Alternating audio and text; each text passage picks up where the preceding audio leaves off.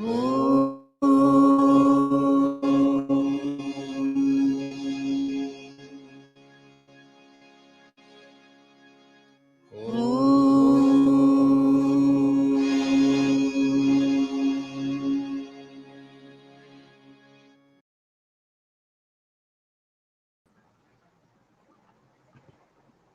Shri Sai Ram. I offer my most humble and loving salutations at the lotus feet of our beloved Bhagawan, Sri Sathya Sai Baba. These are wonderful moments, and I feel these are blessed moments that Bhagawan continues to shower on each one of us to bask in His glory, to hear and enjoy those golden moments with the Lord. When Bhagawan came, he said that when I come with my contour. He comes with his group to perform this play of life drama with us. Some play major roles, some plays extras, some are at the back end, and some are given to sit in the audience and enjoy the fun and frolics. But he is the master who pulls these strings so that each one of us, whatever role we may be given, we learn and move towards him. And this journey is truly not our, but his journey that he allowed us to witness and be part of. And it is beautiful to listen to some of those people who had the privilege to observe the Lord from close quarters. One such brother today is with us, whose name was actually synonym with Veena for Bhagawan, because he was chosen to play Veena for the Lord. In fact, much before he came to Puttaparthi, Bhagawan, in one of the conversations, had declared that don't worry about music. My boys are coming, and I have one boy who will come and play Veena for me, especially when darshan is going on. And that brother was brother Dhurjati Mudigonda. Veena was the excuse through which Bhagawan brought brother closer and bestowed on him the greatest boon of his sannidhi, his proximity. He was brought into the portals in 1982 to become the student at 11th grade. It's an interesting journey of a boy coming from a totally Telugu medium, or I should say Telugu environment, who spoke nothing but Telugu, to an English medium with an international exposure, where his colleagues were from different parts of the world at that time also. How he learned through, how he managed that journey and went on to do his master's M.Sc in chemistry from the Sri Sathya Sai University. What I enjoy about Bhagawan in these aspects is that how he creates environment and he facilitates the learning, if I may put it in that way, so that everybody finds their full potential. Coming from the science background, Brother Dhurjati has a very beautiful gift of expressing his thoughts in very logical manner and a very convincing way. He is very humble about his learning, even though he has done his doctorate later on through Osmania University, then went on to US to do his postdoctoral, which he does not talk about. Currently, he manages an R&D group at a paper manufacturing company in Ohio, America, in United States. This blessed soul, I have always enjoyed his company, his insights into life. It gives you a new perspective to look at Bhagawan, to remember our old days. Without any further ado, let me welcome Brother Dhurjati. Sai Ram, Sai Ram Abhi, Sai Ram to everybody who is watching this. Sai Ram. Sai Ram Dhurjati, brother. It's so nice to have you on our program here for Delhi region. Of course, the whole world is watching us, but thank you very much. Oh, Sai Ram. Thanks for the kind words, Abhi. Looking at you, I always remember the first few days, when we used to carry, remember every excuse to go to Bhagawan used to be we'll grab it. So I remember you carrying the Veena and going to Mandir before the lines. And to join you, many times we would carry whatever we find because we were not a music boys. I would carry a tabla or sometimes the left of tabla and the second somebody will carry the right of tabla and we'll run behind just to go before darshan. Right, absolutely. Those are wonderful times. Yes. Let me ask you something. From the time of carrying Veena to Mandir, from hostel to play for Bhagwan during darshan, to now sitting in your puja room and playing Veena, what has changed and what remains the same? The fact is, I think that was the most important experience to have had, so that it feels no different to play Veena before Swami's altar right now. I think those years that Swami gave us the taste of experiencing divinity in physical form really was the foundation to be able to look for it and find it wherever you went, regardless of Swami's physical form. So in that sense, nothing really has changed because you played for the sole purpose of making Bhagawan happy.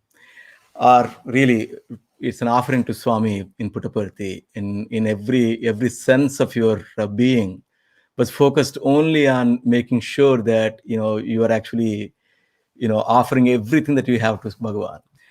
And I think in the process you lose yourself and only Swami remains. And I think in a sense it's a lot easier now, because when you turn everything off and then focus only on Swami, in a sense, without any distraction from the other people, it is actually wonderful to be able to feel Swami's presence, even though we are far removed, and also there's no real physical form, so to speak, that for us to depend on. So really not much has changed in that sense, Abhi. Sure.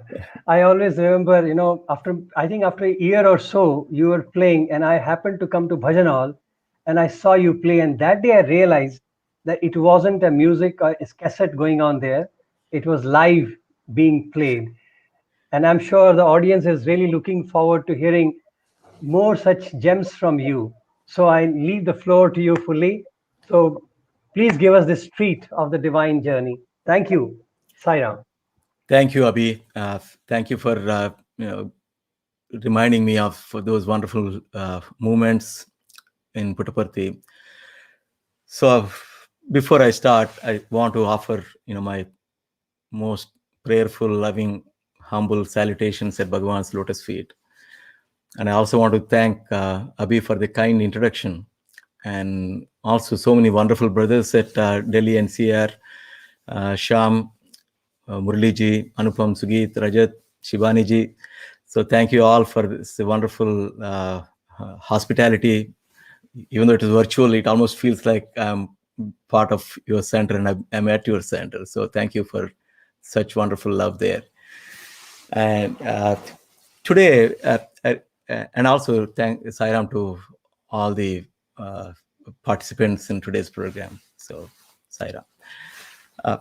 I wanted to talk about Swami is always very very sweet, and it's very joyful, very blissful, really.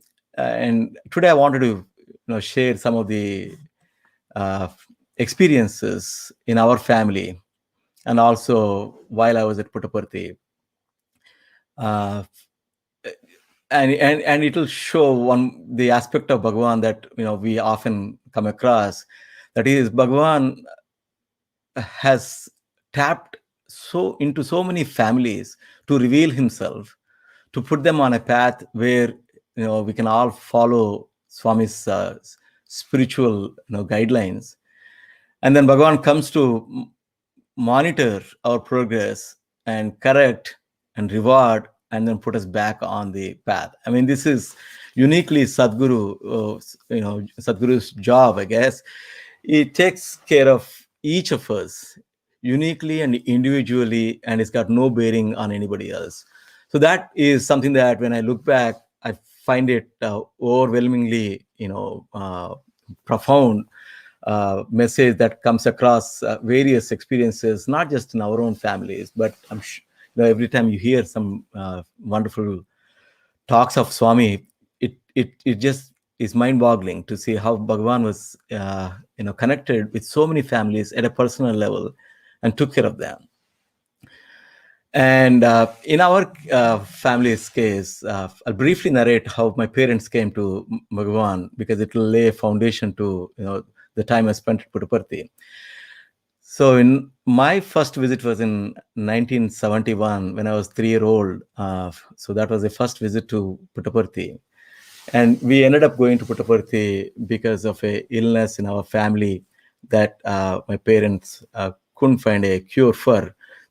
So someone suggested, why don't you try Puttaparthi? There is Bhagawan, Sri Sathya Sai Baba. He might provide the cure.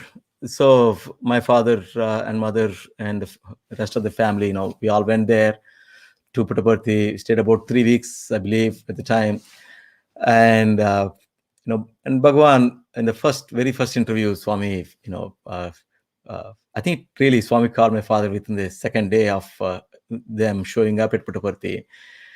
And I do talk about this wonderful message that Swami gave within the first few sentences, where Swami reminds my father of a conversation that he was having with his friends, where they weren't quite respectful of talking about Swami among themselves, really. Then Swami asked my father, he said, why did you use those words to talk about me on that day? And my father was actually, very surprised, because it's within the first few sentences, Swami brings up a conversation that happened even before my father knew that he was going to come to Puttaparthi. And it was much years before, actually. It's amazing. Then Swami said, to talk negatively, to talk disrespectfully of God is a sin. And he said, if you put your finger in fire, knowingly or unknowingly, it will still burn. And he said, if you talk bad about God, knowingly or unknowingly, it still is a sin. So that really is a message, is so profound, because when you think about it, Swami says he's in everything around us. So when you really think about it, we honestly have no right to judge anything and anybody ever, other than the only right we have is to be critical of our own journey. And even that, really, not to put us down, but to encourage us to actually or inspire ourselves so that we can actually continue to be on the path. So even the criticism of ourselves, it's got to be done in a very constructive way. So that, I think, is the first message that Swami gave to my father and through my father to all of us.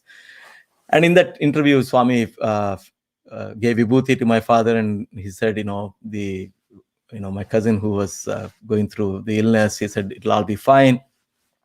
And she indeed got cured after the vibhuti.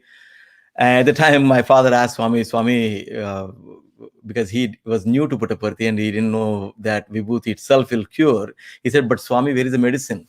Then Swami smiled and he said, well, you go to the office, they'll give you, some medicine bottles. So later in the evening, my father goes to the, Prasanthi Nilayam's office, and then I think it was the office manager who gives the bottles of medicine to my father.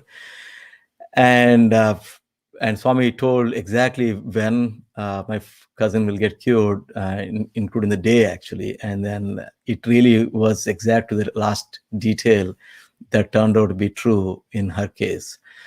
And there was our first, interaction with Swami and our journey with Swami. And in my case, my mom gave a few bananas, and she said, well, when Swami comes in darshan, you offer it to Swami. And then I was standing with me and my sister, actually, and we were standing with the bananas in our hands. And when Swami came, he looked at us, and my mom trained us, he said, Swami, when you give it to Swami, and Swami will say, I don't need it, then you say that these are for Sai Gita. In those days, some of you may know this. Sai Gita, Bhagawan's wonderful devotee, the elephant, used to garland Swami during darshan time, and Swami would feed fruits to Sai Gita. So my mom said, tell Swami that Swami, these are for Sai Gita. So that was my first interaction. So I had so I stood in the first line, and then I gave this bananas, and Swami smiled. And he pulled my cheek, and then he said, I don't need. And so he gave the banana. And then I said, Swami, please give it to Sai Gita. Then Swami said, well, I have lots of bananas for Sai Gita. And so he blessed, and he gave that back to me and my sister at the time. That was 1971. And soon after that, we lived about 400 plus kilometers away from Puttaparthi, and in a small town. And Bhagawan's glory was so brilliantly spread in that little town that we lived in. In many homes, Swami used to appear to devotees in physical form, and they could see, they could have conversations. And the miracles that happen in that town, not just in one house, across various devotees' homes. My recollection of that, some of them are vivid, some of them I heard from my parents, but it was just mind-boggling in terms of how Bhagawan's divine presence was felt among so many wonderful devotees. And one of the factors there is also the devotion of the devotees. I will narrate the incident a little later, but it is a responsibility on two sides, God and the devotee. Both have to sync up. So I'll talk about that a little bit more, where Swami showed us a wonderful example of this. But in those days, we had seen Bhagawan's omnipresence in our homes in numerous ways. Swami Vibhuti coming from photographs as a blessing was very common, and Swami used to appear in some devotees' homes and talk. And then Swami used to write letters, and that would come off the photographs. And as Dasara is coming up, so during Dasara time, when my father did Devi Bhagavatam, and after the completion of the Devi Bhagavatam, he goes into the altar in, I guess it's in some devotees, other friends of ours home. Then the Bhagavatam was done there, and he completes, and then he does namaskaram to Swami's altar. Then they put a paper, then they ask Swami, Padamudra, so footprints that they ask Swami. Mind you, all this is actually away from Puttaparthi, from photographs that we think actually as photographs. But the Swami is, in fact, residing everywhere, but certainly there he showed the, proof for that. And so they put a paper and say, Swami, Padamudra, and they pray for that, and then they close the altar, the room door, And when they go back into that room, they see the paper is the turmeric is applied on the paper, and then the kumkum footprints were put on, left on that paper. We still have the footprints from that time in my parents' home in Puttaparthi. And and actually my brother's Aksharabhyasam, that is the starting of learning in our cultures. So that was done right in front of a photograph, when we put a slate in front of Swami, and then we put a chalk and say Swami Aksharabhyasam, and then Swami wrote Om on one side and Om Namah Shivaya on the other side. See, a lot of this, because I was so young, it felt that this is what God does. There's nothing to question about this. I mean, this is given that, God is everywhere, and this is how God responds. So it was a wonderful part of our culture, so to speak, in terms of giving the spiritual path at very early stages itself. And it certainly has immense benefit, although at later point you want to make sure that that belief is yours and not because somebody told you. That is also very important. Maybe I'll talk about that a little bit, but I certainly wanted to talk about the interactions I had with Swami while at Puttaparthi, with this title being In Tune with Swami. I certainly wanted to make sure that I covered a lot of those aspects too. So when I went to Puttaparthi in 1982, it was not because I was planning to go. It was because of an accidental events that came together, and then I ended up being at Swami's school. Including the application was sent to me, to us by our family friends who were in a different town, and his son and myself, we were same age group, and so my friend's father thought we should go together to Puttaparthi. And so he bought the applications and he sent us, and I was not even thinking about going to Puttaparthi. And since the application came in, I sent in the application, and as you may imagine, I ended up getting a seat in Puttaparthi, and my friend didn't actually at the time. So it looked almost, a strange coincidences that brought you there. And as Brother Ravi was referring to, so 2 years or so after I joined Puttaparthi, around late 83, actually, a year and a half. So I used to play Veena in Swami's mandir for darshan. Just before Swami came down the stairs, it was very beautiful. It was really like being in heaven, because in Puttaparthi, especially those days, you didn't have any distractions. The only thing that was in your eyes, it is etched in your eyes and in your heart, is Swami. So everything that you did really was focused only on Swami. So Swami's darshan used to be so beautiful.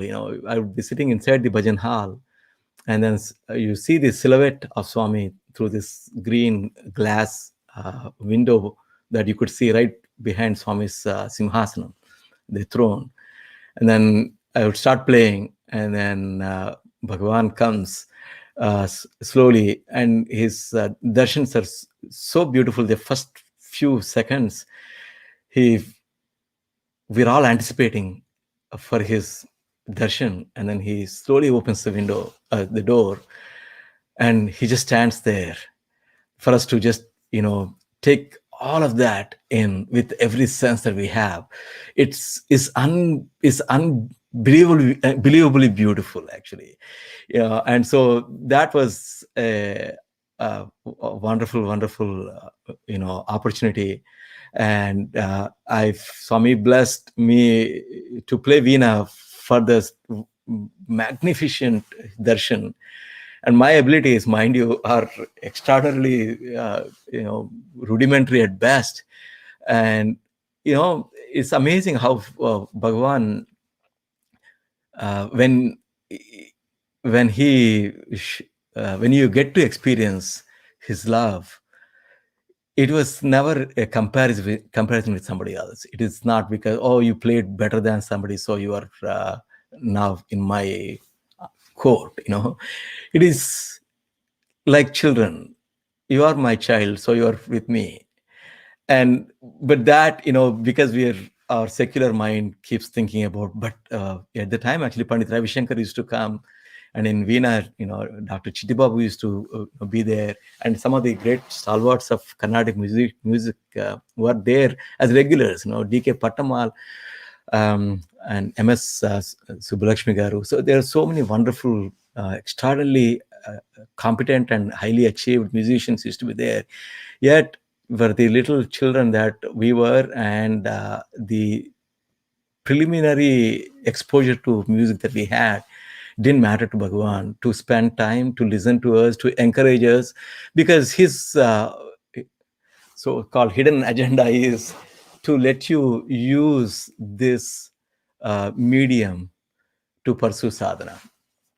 So with that, I'll talk about some of those experiences too. But after a year and a half, so while I was walking out with the Veena, as Brother Abhimanyu was mentioning, I used to carry the Veena from the hostel to Mandir every day and then take it back so I could practice. And so I was carrying the Veena, and then this gentleman taps on my back. He said, "Oh, so it's you?" And he said, years ago, I asked Swami for an opportunity to play Veena during his darshan. Because, actually in early 70s, also there was another devotee who used to play Veena. I believe it's early 70s. But then it was never continued. So this gentleman asked Swami if he could play Veena. Then Swami said, "Well, my boy is coming to play Veena." So, and it was amazing because I had goosebumps when I heard that, because it feels that when you look back, you said, "Oh, so none of those were actually random events." My friend's father sending an application because he wanted me and his son to study, they were never random. Every little event in our lives, in everybody's life, in everything in the universe, is actually by the will of Lord and by his will alone. And Swami's, there's a lot more to discuss on this, and obviously this is there's so much Swami talked about. It's wonderful to understand what that really means, and because when we hear something like this, we say, "So you're saying there's no free will in the world?" And Swami said, there is free will only for a person who is free of senses. If you are bound by senses, you really have no free will. I mean, it's logically, it makes perfect sense, doesn't it? So when we are ourselves not free, what are we talking about making a will that is supposed to be free will? So there's so much Bhagavan taught in every interaction that we were there. But let me go back to the music portion of my interactions with Swami, and how Bhagavan so beautifully, guided me and so many other students over the decades of our interactions in our life in his proximity. I should be careful about saying that, when I say students, I typically not referring to the students alone at Puttaparthi. Every one of us who studies Swami is a student of Swami. And in fact, I don't think there's any thing that Swami ever taught in a secretive manner to just few devotees in an interview room. Everything that Swami taught, he taught in public discourses with a loudspeaker and a mic, and that are recorded actually. So Bhagavan's teachings are for all of us to study. So the first time Swami came to listen to me playing Veena, I was 14-year-old at the time. So I was inside the mandir, And Swami comes, he sits on the footrest, and he said, now you play something. And so I played. I had very small repository of bhajans, like, maybe about 7 or 8 of them, and that was about my abilities to play. So I played, simple bhajans like Shambhu Murari or Nirupama Gunasadhana, uh, uh, and Anandamaya also I started playing at the time. So Swami asked me to play. Then he said, "So where did you learn your Veena from?" And I said, "Swami, I learned from my father." Then Swami said, "Anduke," he said, "that's why you are not playing well." And he said, "See, when you learn from your parents, because they have so much affection, they will not enforce the discipline that is needed for you to actually, make really rapid progress." So with Bhagawan also, we can actually complain that, because being he's the divine Lord for us. Sometimes when when he is affectionate, it feels like he overlooks our mistakes. But at the same time, because he's the maker, he knows exactly how to put us back on track. So he gives us a little bit of room and then makes sure that he puts us back on the track. So but going back to the music, though, Swami asked me, he said, "So when you're playing," he said, your playing actually has very rough beats," which is still true for me. Some things that uh, are so difficult to unlearn and relearn. That's why it is important to know a lot of the spiritual stuff while you are young, because then you don't have to unlearn. You just need to verify, but not unlearn. So in my case, I really struggled very hard to unlearn, and I don't think I still am at the stage where I can say, yeah, I got rid of some of those old habits. Then Swami also commented that I play this little, I think in sitar they call, I think the strings on the Chikari strings, I think that's what they call, and on the Veena it's called the strings that were meant for talam, keeping the beat. He said, "You're making too much sound with that. You got to reduce that." And then, so this is the justice talking about the Veena instrument and the physical skills itself. Then Swami said, I played Kalyani Ragam. This is the Yaman equivalent. And Swami said, that is not pure Kalyani, is it?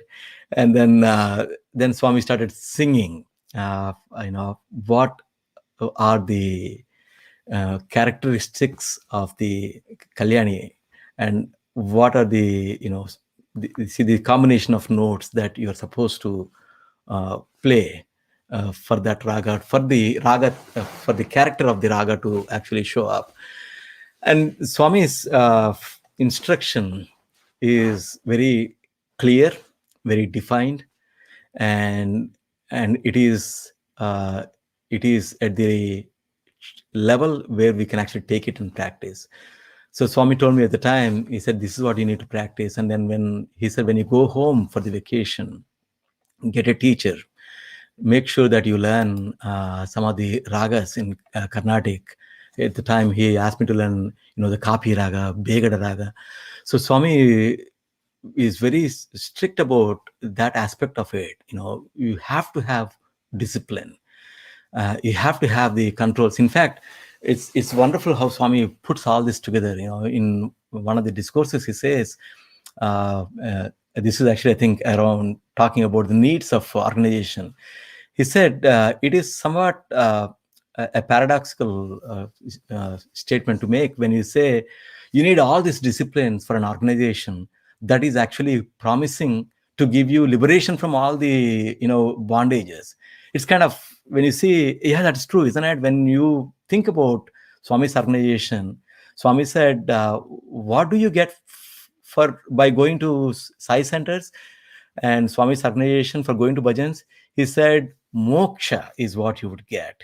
So liberation from every bondage is what he's giving us by the organization that he provided us and by the path that he provided us. And on the other hand, it also feels like, but then why are all these rules? The fact is, they say, na shreyo niyamam vina. Without the discipline, without the intense discipline, you cannot actually liberate yourself. So this is the story of everything, including music. And you must have extraordinary amount of effort, extraordinary amount of discipline to be able to progress to the levels where the instrument, you can just forget it, and your whole mind and the body can be drowned into the music itself, and you yourself can become the witness of the music that actually flows apparently through you, but you're also a witness to that. So this is something that Swami puts enormous focus, sometimes not in explicit words, but when you see how Swami gets us to do, this is something that is very evident. So some of the aspects of the playing Veena, Bhagawan monitored how I played, and and also in terms of making sure how everything fits. This is there's so many incidents that we can talk about, but I'll still narrate few of them. One, when we had music programs, we had this wonderful opportunity to be part of every festival, most festivals, either through music or being the background music score, boys who provided the music score for the plays. It was all live, but these opportunities were wonderful because the event was only one event in front of the devotees that you perform, but many times it was weeks, if not months, of preparation that we went through. And so many wonderful brothers of our institute were so extraordinarily talented. And look at this. I mean, coming from a small little town, for somebody like me, it was an immense opportunity. But also, Bhagawan was there by every one of our sides, and certainly by my side, to make me feel that you are no less than anybody. Don't ever look down upon yourself. Be confident within yourself. And in fact, that is the primary requisite for us to even claim that we are devotees of Swami. If we do not have confidence in ourselves, we could not go and say that now I will, follow your path. For us to have that confidence is extraordinarily important. And Bhagavan really nurtured that in every student. It's a very beautiful way, as Abhi said. It's never a competition, but at the same time, he made you work for your own betterment. And I remember this incident when Bhagavan was walking among the students one time. He asked one of the students, how was the math exam? He said, Swami, very good. And Swami asked him, how many marks did you get? He said, Swami, 96. Then and Swami looked at him. The boy was really bubbling with joy, and he was proud of his wonderful achievement. And Swami said, what happened to the 4? And it was an amazing response for that moment. And within a very short time frame after that, Swami asked another boy, and he asked, how many marks did you get? How was the exam? And he said, Swami, well, so how many marks did you get? He said, 72. He said, oh, very good, Bangaru, take Padamaskaram. And you come back and say, why there is such a big difference between these two incidents? And in really, the consistency of Swami's teaching is the same in either case. In one case, he's promoting you, he's inspiring you to continue on the path that you are in by encouraging you to, saying that you did good, your hard work is good, continue doing that. In other case, Swami is indicating the boy, you still have more potential to reach, strive for it, don't stop. And this is a beautiful, way Swami nurtured each one of us.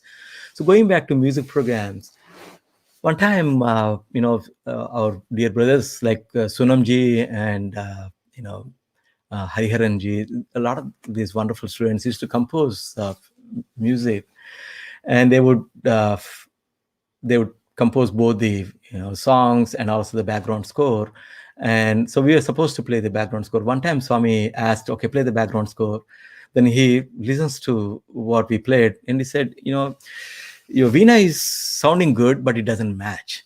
See, he was so detail oriented in how every little part of everything that you did should align with the whole objective of your program.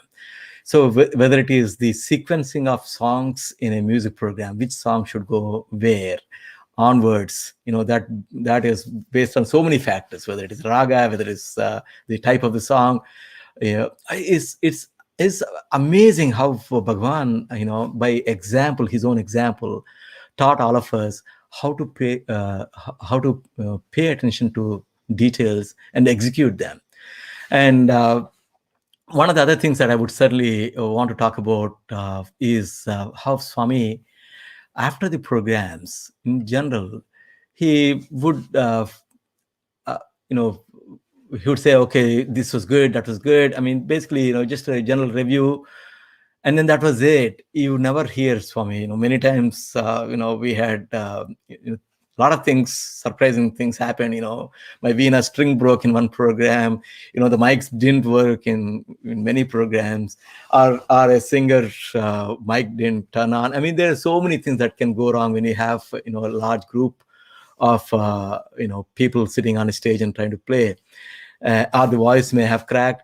Regardless, one time you look back and you learn from that, and then you move on and you don't brood on that ever. This is something that very beautifully Swami taught in so many places.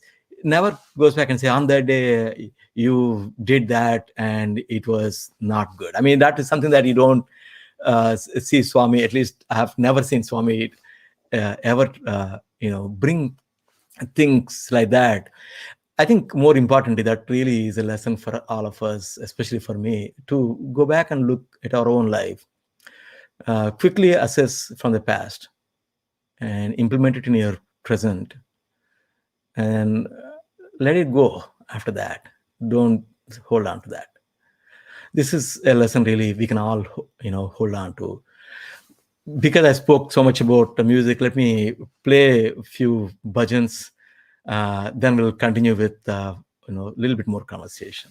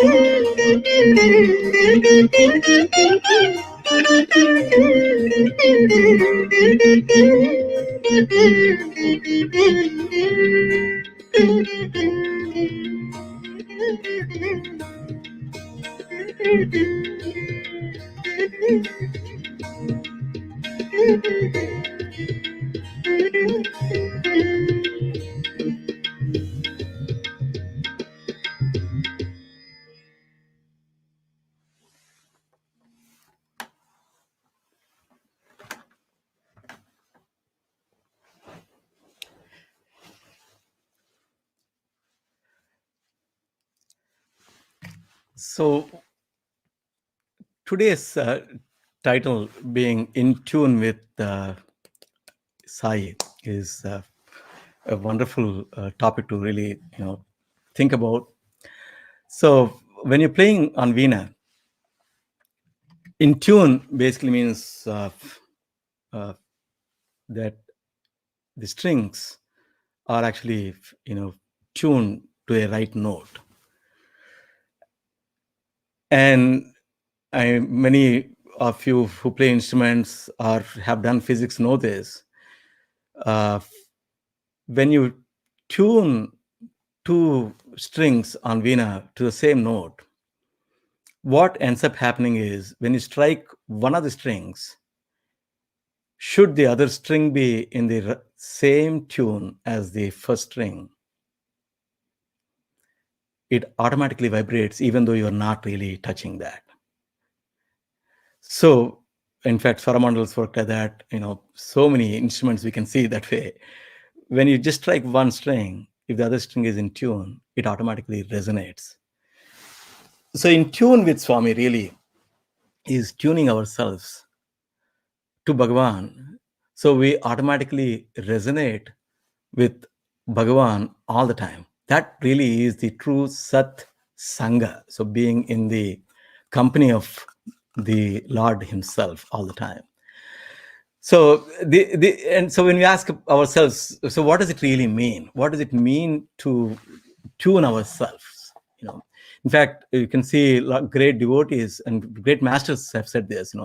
Just by the virtue of staying close in physical proximity of some of the greatest masters, and in our case, obviously, Bhagavan, the Lord of the Lords, and Sadguru, when you stay in his physical presence, if you're able to tune yourself to Swami, you automatically, you automatically get what Swami came to give. That is the liberation itself. And it sounds easy at some levels, but at the same time, it still also requires a lot of effort at the sadhana from our side too. And in Puttaparthi, I think this is, from my perspective, this is what Swami was trying to do, to tune, to tune the Veena in every devotee.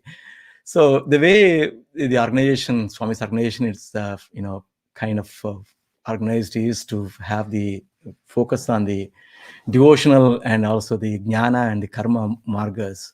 But I certainly want to talk at least for a few more minutes on some of these aspects that Swami taught during his conversations in the verandas, and also through the music interactions, music group interactions. So let's start with the bhakti.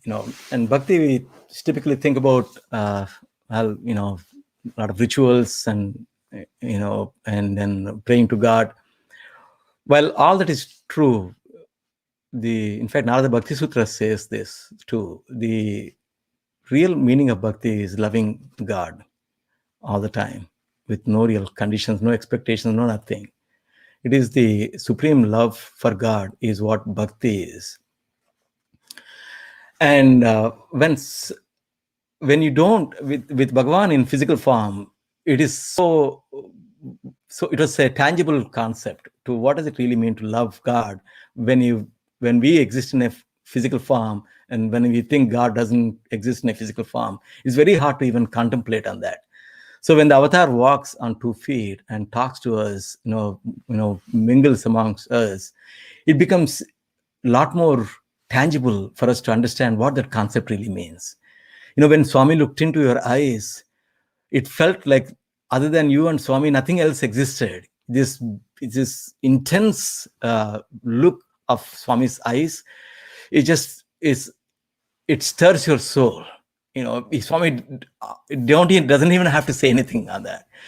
Just no words needed to go between the devotee and the God. Just his divine intense look is enough for us to recognize the love that Swami has for every one of us. And that you could feel when you see. That was something that the physical form, it was a lot more, comprehensible for us. And that said, when Swami also talked to all of us, devotees, students, and everybody through the discourses, how one should do bhajans. And there's a lot of significances in bhajans too. I mean, simple fact that we start with the Ganesha and end with Shanmukha is actually also, a Kundalini practice at some levels, where the energy is going from the Mooladhara chakra, whose Adhipati is Ganesha, to the Sahasradhara, which is Shiva really. So there is so much, if you dig, you can learn. But Swami didn't get us entangled in the philosophical concepts and lose the sweetness of devotion. So the bhajans were there, and those bhajans, especially because when Swami was sitting there, you are focused just purely on Swami. So the objective was already well served when in his physical presence. And that really is a model that we can carry all our lives. But to more on this bhajans, when the bhajans used to go on, I used to be sitting among the bhajan group boys, and then when somebody was leading, I wanted to make sure that I use the time well in Swami's presence. So I used to chant, some mantram or Swami's name during the time when somebody's leading, and then you follow the bhajan. So then Swami asked me one time. He said, "What you keep chanting mantras all the time during bhajans?" And then later on, Swami was talking to us in an interview room about pranava, the Omkar. And Swami said, if you close your ears really tight, you'll hear a humming sound. This. And he said that's pranava, but you should be able to focus that without actually having to, close your ears. So this really goes back to the mantra concept. When you say mantra, typically we do japa, which is repetition of a mantra. But mantra actually is mananam only. That means ideally you only hear, without a deliberate effort of you chanting, you hear the mantra in your inner self. And for us, Bhagawan also chanted Gayatri for us to all listen to. And so we could use that. That is mantra for us. In terms of how Swami taught, how we can actually progress. This is the path. In fact, there are so many devotees who talk about this. Dr. Hislop talks about this in his book also, how he was able to do this incessant, constant namasmarana by practicing for about 2 years or so. This is important for us. This is a marga that we all should take it very seriously and pursue it. It should be like how we prepare for exams. That's how we ought to take it very seriously. That's a message that Swami gave, and he would follow up. One time Swami uh, came and stood in front of me just before Bhajans started, and then and Swami is standing in front of me, and I thought, oh, should I look at Swami or should I close my eyes? Because the practice generally for all of us is that you close your eyes. And Swami said, hey, Dunapota, close your eyes. The Swami said, close your eyes. And really, even in that little conversation or little one sentence communication, Bhagawan is teaching that you focus on the Lord in yourself. When you're doing worship, you turn inwards. That's when it actually becomes worship. External rituals are excellent. We need to have that, but the internal is equally, if not more. In fact, the external is only to help you recognize that you got to go internal. So that is something that Swami taught beautifully. And with regards to the other path of focus of, rather than, I don't want to say path. These are all three different areas that we need to focus on: bhakti, jnana, and karma. I don't think they're mutually exclusive at all. And in terms of jnanam, Swami's proximity and his conversations, everyday conversations, were filled to the brim with extraordinarily profound teachings. Simple conversation, it appears like a simple conversation when Swami asks, hey, what's your name? And in fact, one time Swami asked me, what's your name? I said, Swami, my name is Dhurjati. And it's kind of an unusual name. Dhurjati is a Sanskrit word for Lord Shiva.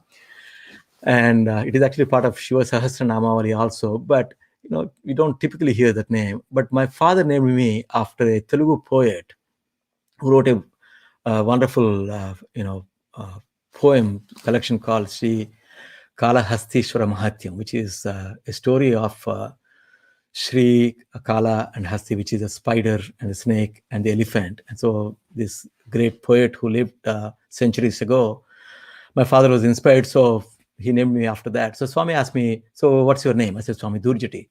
He said, so what did Dhurjati write? So Swami is referring to the poet in the past. And I said, Swami Dhurjati wrote Sri Kalahastishwara Mahatyam. So then Swami said, what does Sri Kalahastishwara Mahatyam mean? So I said, Swami, it's the glory of the Lord Shiva through these devotees of spider and the snake and then the elephant. And I was patting on my back. I said, well, see, I was very prepared for this answer. Then Swami said, that everybody knows. But what is the real inner significance of this? And then Swami stood there, and then he correlated each of those Sri Kala Hasti to Sat Chit Ananda. And then he gave us, a few minutes of spiritual,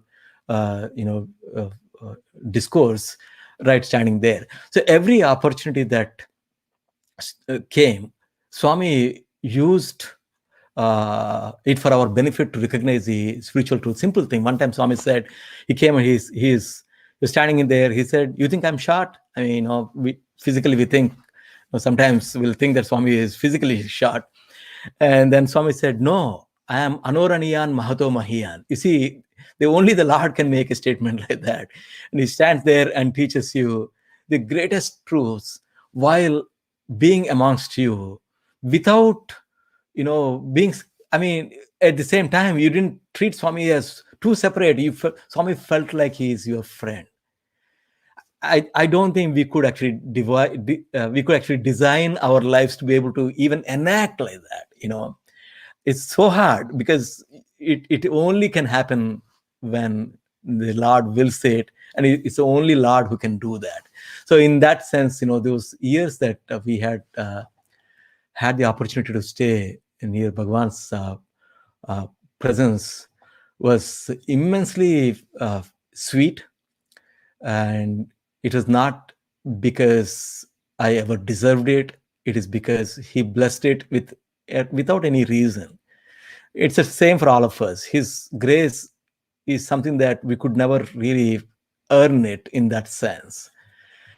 There isn't one enough karma we could do to achieve to earn that. I think it is his wonderful grace and love that flows and showers without any reason. There's no reason for love. That's what Swami says, and that's what it truly was.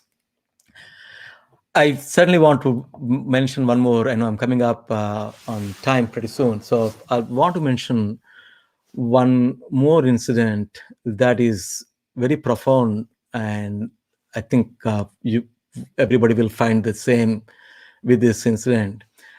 There are a lot of miracles that we all talk about, and they're wonderful, wonderful, wonderful miracles that many people have experienced. And when you finally realize Swami is God, they're great miracles. I mean, the moon standing in the sky is a miracle. Us actually living here is a miracle. It's the grand, when you really accept Swami as God, everything that you see is a gigantic miracle. We can't even comprehend those miracles that are happening.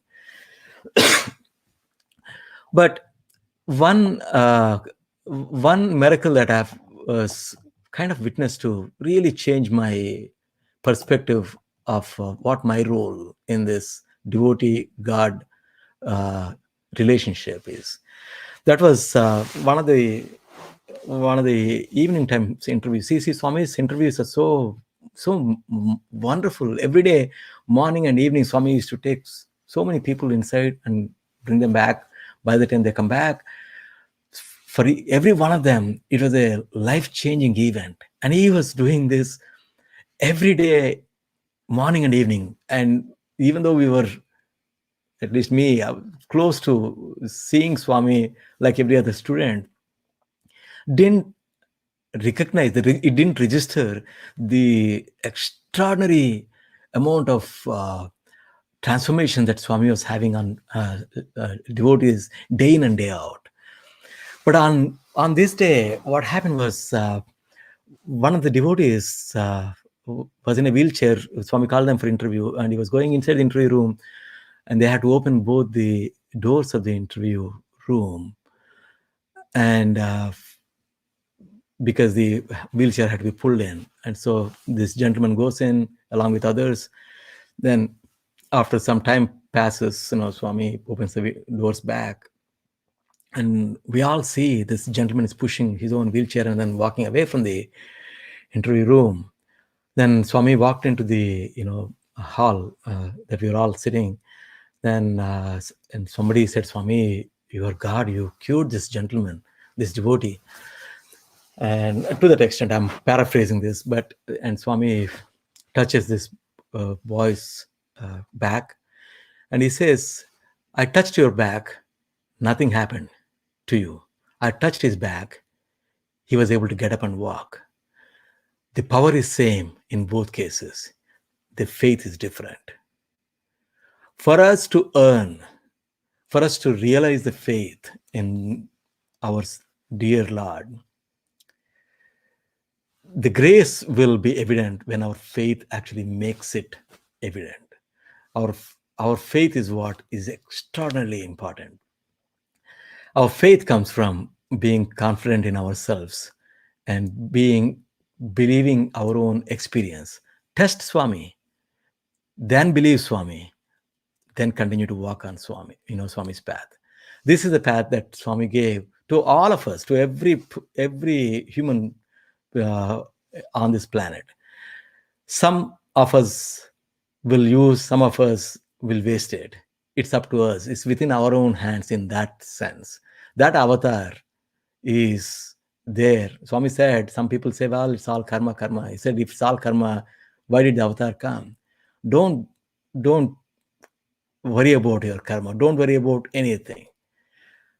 Put your soul 100% faith in Swami, and then have him in our own hearts, so we can continue leading our spiritual path. I mean, this message really is for me, and this opportunity is also for me. And when Sham originally asked me, he said, will you speak?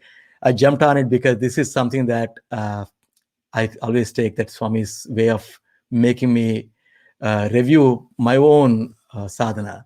So I certainly want to thank uh, uh, the Delhi NCR devotees and my brothers, all of my brothers at Delhi.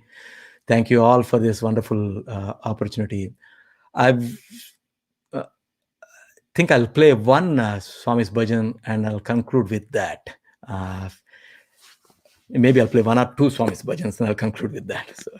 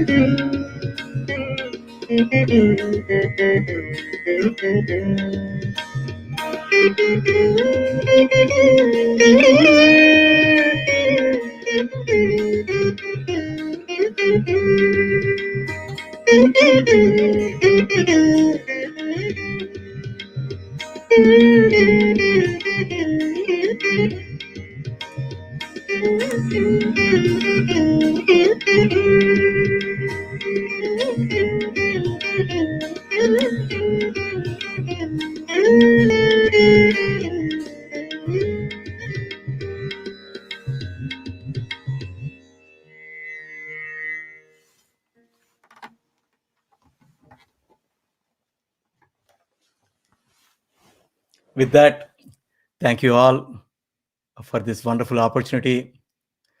Jai Sai Ram.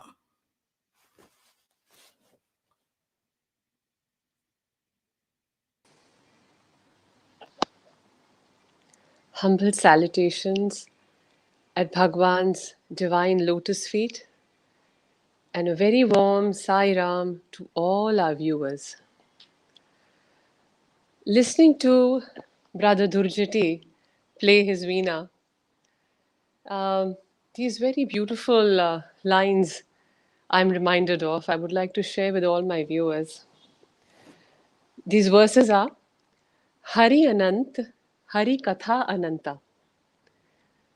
The Lord is infinite. His stories are infinite. Kaise koi dhyave? How do I comprehend you, my Lord? How do I meditate on you? The next line answers राग रागिनी के सुर सुर में हरि निज रूप दिखाए. It is the swaras and the bhavas of all the ragas and the raginis, O my Lord, that I see you, I comprehend you, I meditate on you. Truly, brother, listening to that Veena transported us. You know, we were at Prasanthi Nilayam, and I know I speak for all our viewers when I say that if I close my eyes and we were hearing your Veena, we could actually feel Swami standing there in the veranda, you know, showering his bliss with his mandahast, enjoying and swaying to that divine music that you were playing. Truly mesmerizing, you know, that beautiful recital. And, you know, that bhava which was really there is all your love, all your devotion for the Lord. So we were really enthralled by it. You know, we could have more and more. We could just go on listening to you.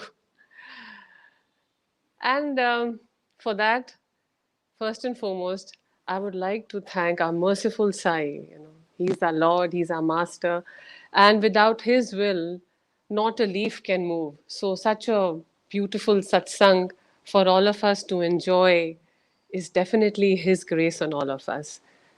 Our obeisance to our Sai Ma. Brother, you said that doing this satsang and all the satsang, you know, it is a moment for you. And it is Swami giving you guidance and all. But I would like to say, yes, you relive your experiences and that bliss and everything. But for us, there is something more.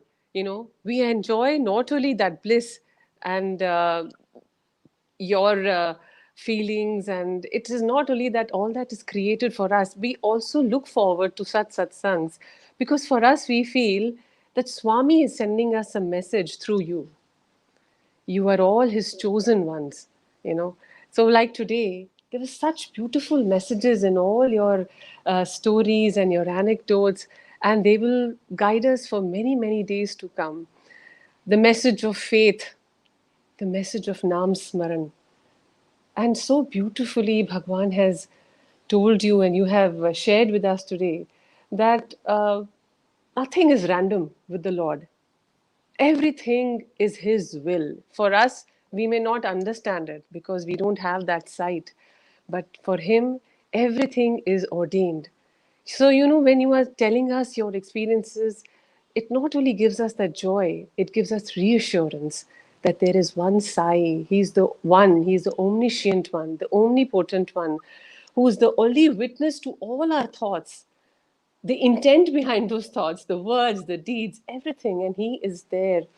So, you know, when we listen to these beautiful experiences, we are reassured His love, His compassion, that He is checking on us and that He's listening to us. Sometimes we may all feel that, Swami, are you even listening? But when we hear these beautiful experiences, we get recharged.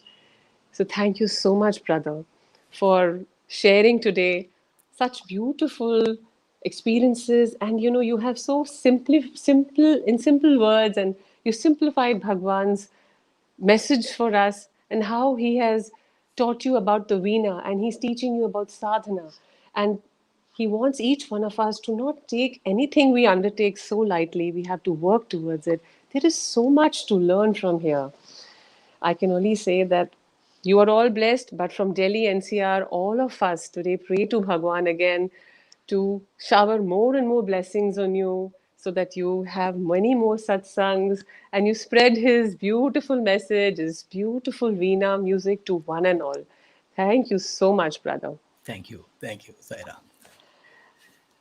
So, our viewers here in Delhi NCR, uh, before we have the Mangal Aarti, I would like to say that the Navratris are coming.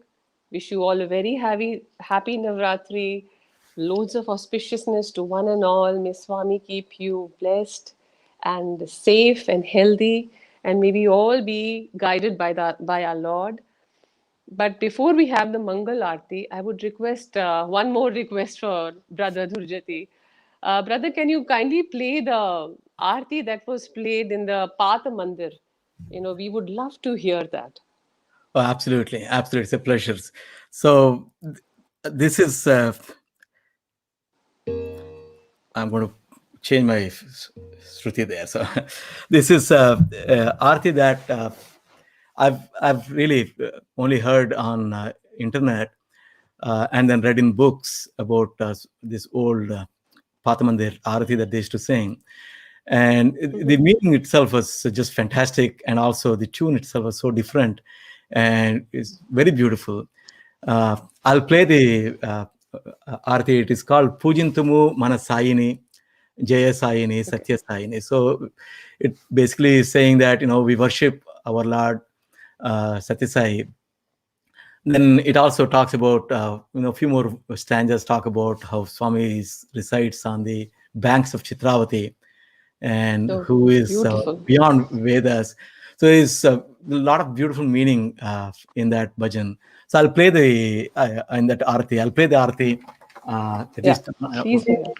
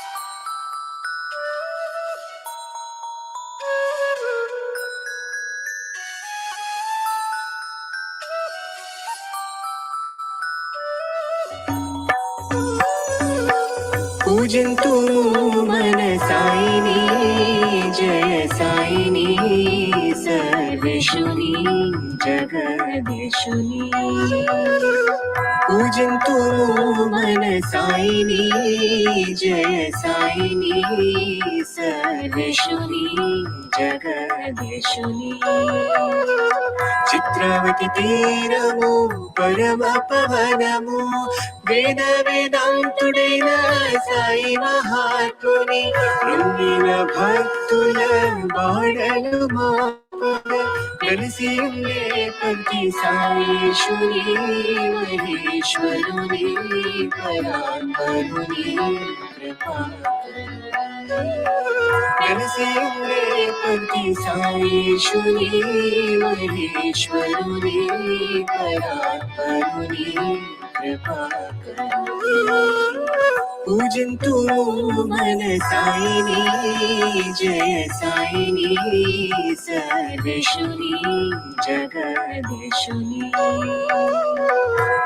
మల్లేరుజా హారములని చేసి ధూపదీపములని వెలిగించి స్వామికి పంచభక్షణని వేద్యములని చేసి పాలించే బ్రోచే సాయినాథుని శ్రీనివాసుని పరమేశ్వరుని సత్య సాయి పాలించే బ్రోచే సాయినాథుని శ్రీనివాసుని పరమేశ్వరుని సత్య సాయి పూజంతు మన సాయిని జయ సాయిని సర్వేశుని జగదీశుని భక్తవత్సలని పాదవిగతియని భజనలు చేసి భక్తి శ్రద్ధలతో వందనములు చేసి వారములని విడి మంగళములు పడి జయ హరతి మంగళ హారతి ముత్యాల హారతి మంగళములు పడి జయ హరతి మంగళ హారతి ముత్యాల హారతి మంగళములు పడి జయ హరతి మంగళ హారతి ముత్యాల హారతి పూజంతు మన సాయిని జయ సాయిని సర్వేశుని జగదీశుని సర్వేశుని జగదీశుని సర్వేశుని జగదీశుని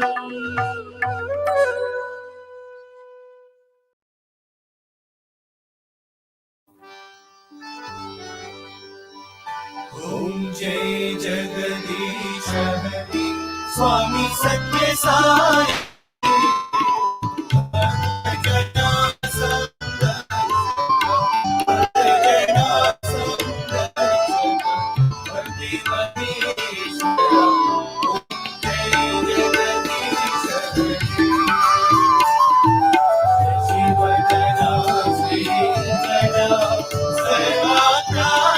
स्वामी सर्वा प्राणपति आश्रित कल्पलतीका आश्रित कल्पलतीका अवतार ओम जय जगदीश हरि माता पिता गुरुदेव मरियंतयु नीवे स्वामी मरियंतयु नीवे नाद ब्रह्म जगन्नाथ नाद ब्रह्म जगन्नाथ नागेन्द्राशयन ओम जय जगदीश हरि ओम साई महादेवा सत्य Sai Mahadeva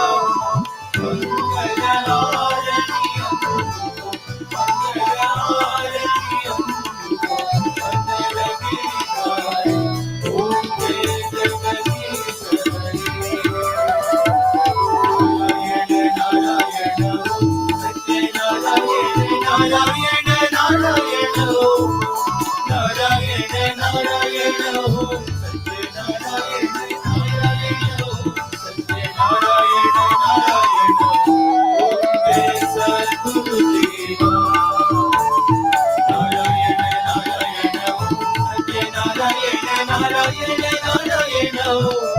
Narayana Narayana Satya Narayana Narayana Narayana Narayana Unde Satguru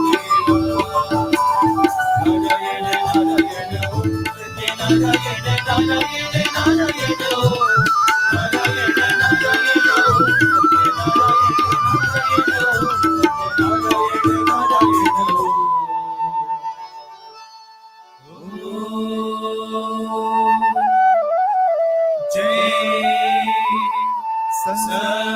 Satgurudeva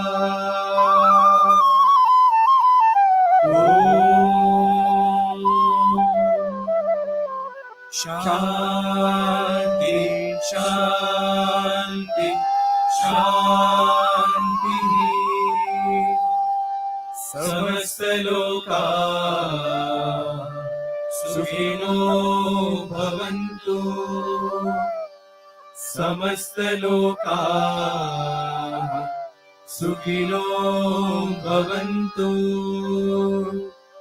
Samastaloka Sukhino Bhavantu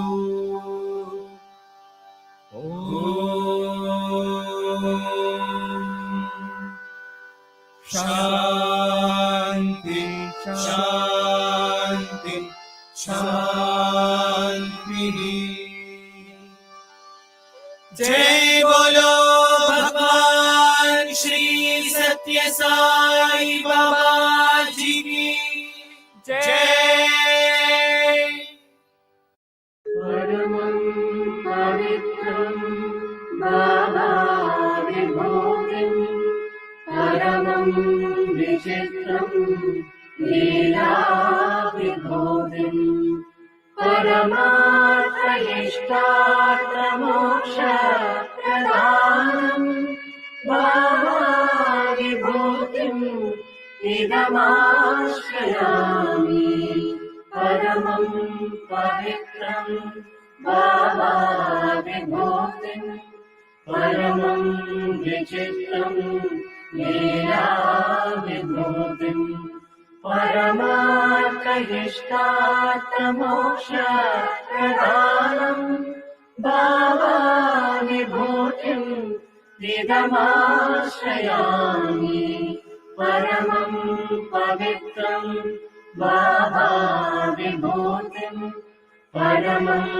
Vichitram Leela Vibhutim Paramartha Moksha Pradhanam Baba Vibhutim Idamashayami.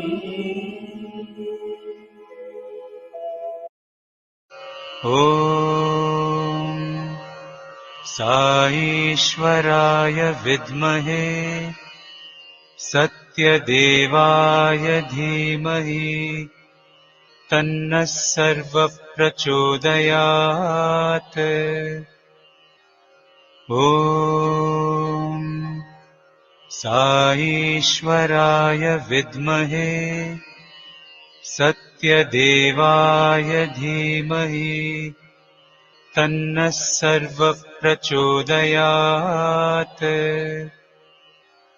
Om Saishwaraya Vidmahe Satyadevaya Dhimahi Tanna Sarva Prachodayat.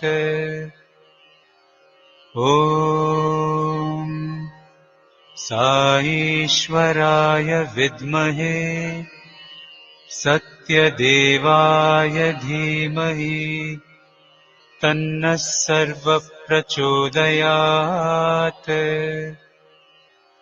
Om Saishwaraya Vidmahe Satyadevaya Dhimahi Tanna Sarva Prachodayat. Om Saishwaraya Vidmahe Satyadevaya Dhimahi तन्नः सर्वप्रचोदयात्। ॐ साईश्वराय विद्महे सत्यदेवाय धीमहि तन्नः सर्वप्रचोदयात्। ॐ